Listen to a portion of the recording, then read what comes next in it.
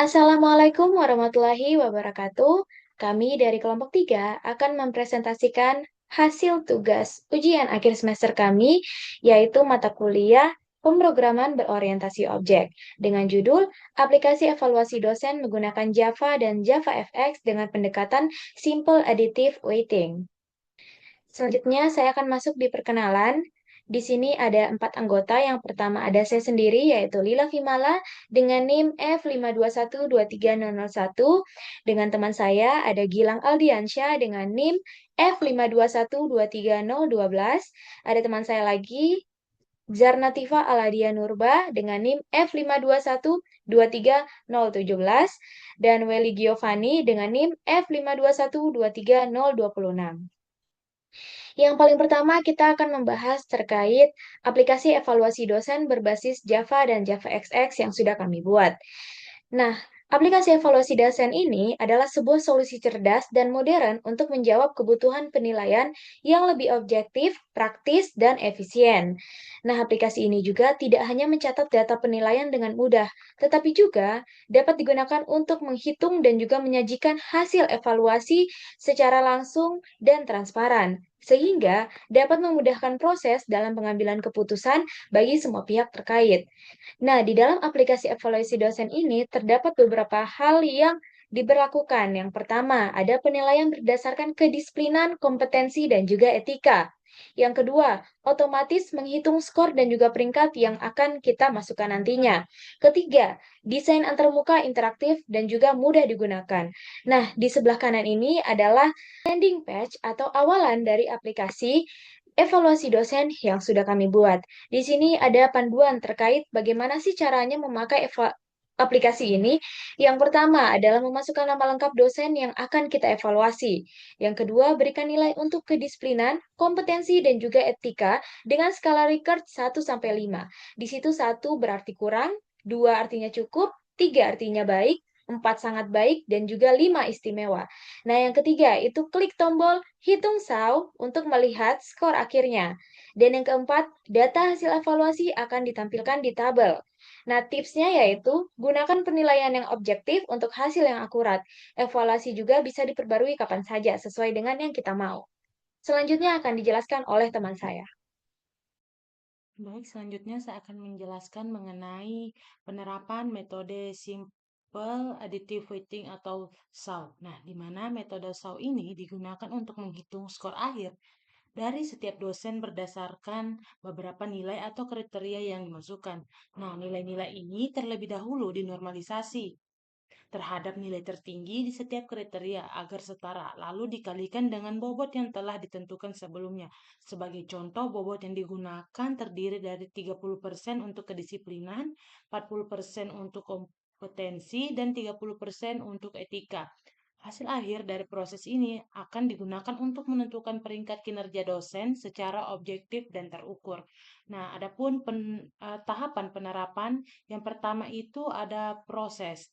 Nah, di mana proses penerapan metode SAW diawali dengan melakukan normalisasi data. Nah, normalisasi data ini bertujuan agar nilai-nilai dari setiap kriteria memiliki skala yang sama dan bisa dibandingkan secara adil. Setelah dinormalisasi, langkah berikutnya adalah memberikan bobot pada masing-masing kriteria. Nah, bobot diberikan berdasarkan tingkat kepentingan atau prioritas dari setiap kriteria dalam pengambilan keputusan. Setelah semua nilai dinormalisasikan dan dikalikan dengan bobot masing-masing, nilai tersebut dijumlahkan untuk mendapatkan skor akhir dari setiap alternatif dalam hal ini masing-masing dosen. Nah, kemudian masuk di skor akhir yang dihasilkan dari proses perhitungan metode SAW akan menjadi ukuran kinerja dosen. Nah, skor total ini mencerminkan sejauh mana seorang dosen memenuhi kriteria yang telah ditentukan dan berbobot. Nah, dengan demikian, skor ini dapat digunakan untuk menyusun peringkat dosen dari yang berkinerja baik hingga perlu dilakukan pembinaan lebih lanjut. Hasil akhir ini dapat dimanfaatkan untuk berbagai tujuan, mulai dari evaluasi tahunan, pemberian penghargaan, penentuan intensif, hingga promosi jabatan. Nah, karena prosesnya objektif dan terukur, Hasil akhirnya dapat dipercaya sebagai dasar pengambilan keputusan yang adil. Kemudian yang terakhir itu ada keunggulan. Nah, salah satu keunggulan utama dari metode SAW adalah kesederhanaannya. Nah, proses perhitungannya cukup mudah dilakukan dan tidak memerlukan perhitungan yang kompleks, sehingga bisa diterapkan baik secara manual maupun menggunakan alat bantu seperti Excel. Selain itu, metode ini cukup efektif dalam menyelesaikan persoalan pengambilan keputusan yang melibatkan banyak kriteria. Keunggulan lainnya adalah transparansi hasil, karena setiap langkah perhitungan, mulai dari normalisasi, pembobotan, hingga penyumlahan, dilakukan secara sistematis dan dapat dilacak, maka hasilnya dapat dipertanggungjawabkan. Hal ini menjadikan metode SAO sangat cocok diterapkan dalam lingkungan akademik dan profesional. Baik, selanjutnya akan dijelaskan oleh teman saya.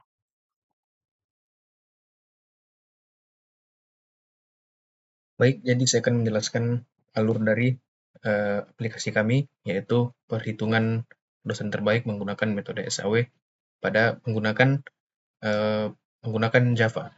Namun sebelum itu, perkenalkan nama saya Willy Giovanni dengan NIM F521-30026. Nah, baik, jadi pada flowchart kami, alur dimulai dengan user menginput nama dosen.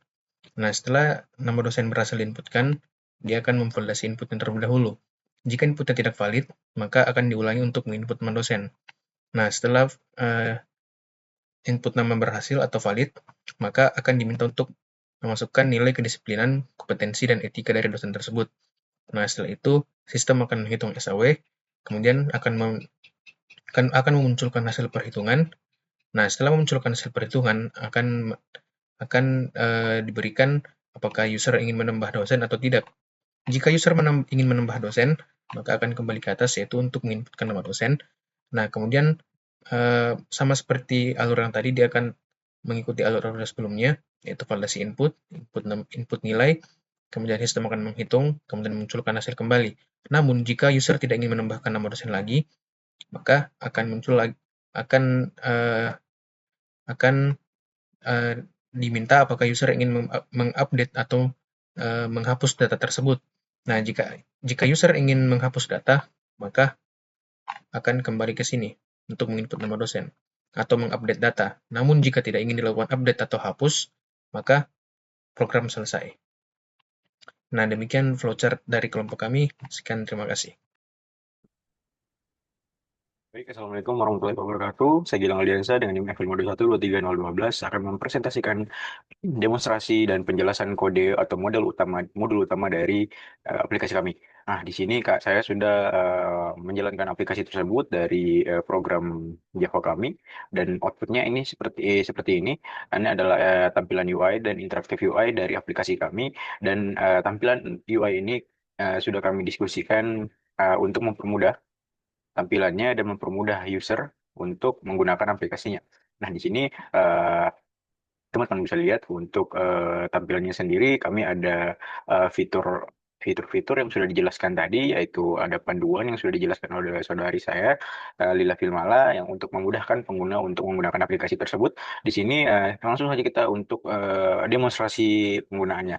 Nah, di sini aplikasi akan meminta user untuk menginput nilai dari nama dosen tersebut.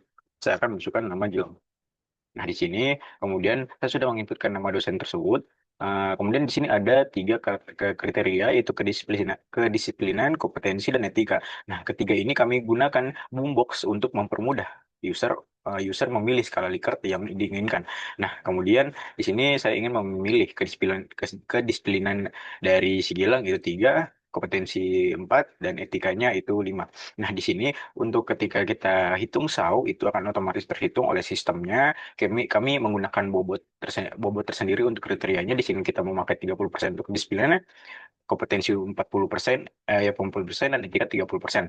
Nah, kemudian ketika sudah terisi semua formnya, kita akan melakukan hitung SAU. Nah, hitung SAU ini akan muncul pada tabel ini ketika saya klik hitung SAU. Nah, di sini sudah muncul untuk tabel yang kita tambahkan tadi nama dosen tersebut, yaitu Gilang, dan skor akhirnya 1,0 dan rankingnya 1. Nah, di sini ada fitur di mana kita user bisa mengupdate data dan mendelete data tersebut. Nah, kemudian saya ingin menambahkan lagi untuk nama data dosen yang terbaru. Di sini saya ingin menambahkan Ryzen dan kedisiplinan 4, kompetensinya 1, dan etikanya 3. Nah, nah, di sini saya sudah menghitung saunya dari si nama dosen dan dosen Ryzen tadi akan ketika dihitung dievaluasi pada sistem akan muncullah skor akhirnya seperti ini dan Gilang muncul skor terbarunya seperti ini. Nah, pada rankingnya itu Ryzen akan mendapati ranking kedua. Nah, ranking ini sudah otomatis dihitung oleh si sistem pada kode Java-nya agar lebih lebih cepat dan mudah digunakan. Nah, kemudian di sini sudah kita lihat untuk ranking-ranking dan skor akhirnya pada nama-nama tersebut. Di sini kita ingin eksplorasi fitur-fitur update dan delete-nya. Saya ingin mengupdate Ryzen, dosen Ryzen. Ketika saya klik update, nah di sini akan sistem akan mengembalikan input tadi, dia mengembalikan nilai-nilai tadi yang kita input dan kita bisa insert nilai yang baru. Nah, di sini saya ingin menambahkan, saya ingin membaguskan atau mempermantap lagi nilai skala Likert-nya pada semua kriteria dan saya hitung kembali. Nah, sekarang Ryzen berada di ranking ke-1. Nah, di mana tadi semua semua kriterianya itu bernilai sempurna pada dosen Ryzen. Nah, kemudian saya ingin mengetes lagi untuk fitur satu lagi yaitu delete. Nah, fitur delete ini memungkinkan kita untuk menghapus data dosen tersebut. Saya ingin menghapus data dari Gilang. Saya ingin klik, Gilang sudah terhapus dari tabel tersebut. Saya ingin menghapus Ryzen lagi dan dosen Ryzen sudah berhasil dihapus. Nah, itu tadi singkat untuk penjelasan singkat untuk tampilan UI kami, aplikasi tersebut. Semoga bisa memudahkan untuk teman-teman menggunakannya dan melihatnya itu sangat mudah untuk digunakan dari penjelasan saya tadi, tidak ribet dan menggunakan boombox sudah dan ya pokoknya semua tombol-tombol yang bersifat mudah digunakan itu sudah kami terapkan pada aplikasi ini. Baik, saya akan menambahkan sedikit tadi untuk penjelasan demonstrasinya ada yang ketinggalan untuk exception handling. Nah, exception handling adalah sebuah penanganan error. Jika terjadi error itu tidak langsung dinyatakan sebagai error, itu sudah terlihat sebagai error, tapi kita menggunakan logika lagi, kita menggunakan exception handling, penanganan kasus errornya untuk membuat si program agar tetap berjalan meskipun terjadi error. Nah, di sini saya akan melihatkan demonstrasinya pada aplikasi kami, implementasi exception handling pada aplikasi kami. Di sini saya jelaskan kembali untuk menginput nilai nama dosen. Nah, di sini kami akan menggunakan skala Likert untuk 3 kriteria tersebut. Nah, di sini saya ingin mengupdate, sudah muncul pada tabelnya, saya ingin mengupdate nilai dari dosen Gilang. Nah, saya ingin mengupdate nama dosennya. Nah, nama dosennya sendiri adalah Gilang. Nah, ketika user akan ketika user terjadi lupa atau dia lupa menginput nama dosen di sini, ketika saya coba hitung saw, maka akan muncul alert atau notifikasi seperti ini. Dia menampilkan input tidak valid. Pastikan semua nilai diisi dengan benar. Nah, ini dia terjadi error pada program. Namun sistem kami sudah di custom atau sudah kami tangani menggunakan exception handling agar ketika terjadi kasus seperti itu tidak menimbulkan error. Nah, ketika saya oke, program akan berjalan dengan eh, seperti sebelumnya. Saya ingin mengupdate lagi. Saya mengupdate bilang Aldi. Nah, ini masih dari data dosen tadi. Nah, saya ingin update. Nah, data dari nama dosen Gilang itu sudah berubah dari Gilang ke Aldiansa. Nah, itu saja ingin saya tambahkan yang ketinggalan tadi mengenai exception handling custom dari aplikasi kami. Nah, di sini kami mengira aplikasi ini sudah bagus lagi. Itu saja demonstrasi aplikasi ini sudah bisa dikatakan ya sudah menangani semua hal-hal yang tidak diinginkan itu bisa kami jalankan pada aplikasi ini. Nah, kemudian itu saja untuk demonstrasi aplikasi kami. Selanjutnya akan masuk pada penjelasan kode utama dan mode utama dari aplikasi kami. Kemudian masuk kepada kode program utama dari aplikasi kami. Di sebelah kiri itu ada struktur folder dari aplikasi kami. Kami menggunakan konsep MCV yaitu model, controller, dan view. Ini memudahkan kita untuk mengedit, mengeksekusi programnya untuk dari backend-nya sendiri, dari modelnya sendiri, yaitu dosen titik Java dan Vue. Vue ini berarti tampilan UI yang kami gunakan. Di sini kami menggunakan JavaFX sebagai penunjang dari tampilan penunjang untuk tampilan UI tersebut bisa dijalankan dan bisa dilihat secara responsif. Nah, kemudian di sini saya akan membahas mengenai modul utama dari program kami, yaitu main controller Java-nya atau backend-nya. Di sini teman-teman bisa lihat untuk pada kode ini itu berfungsi untuk digunakannya form untuk menginput nilai dari ketiga ketiga kriteria, yaitu kedisiplinan, kompetensi, dan etika serta nama dosen. Nah, kemudian di sini saya ingin membahas lagi mengenai mana tadi? Nah, di sini ada fungsi initialisasi, yaitu untuk meng-setup boombox set tadi yang 1 sampai 5 itu kami gunakan boombox untuk mempermudah user untuk menginput nilainya tersebut. Nah, di sini kemudian kami membuat fungsi hitung saw untuk ketika dihitung saw itu user akan jika user sedang mengedit dosen edit null, dosen edit, nah dan datanya itu null dan tidak sama dengan nol, maka data yang lama akan diperbarui. Nah, jika tidak, data yang baru akan ditambahkan ke daftar. Nah, itu kita membuat itu untuk mencegah data ganda, untuk membuat aplikasi lebih fleksibel.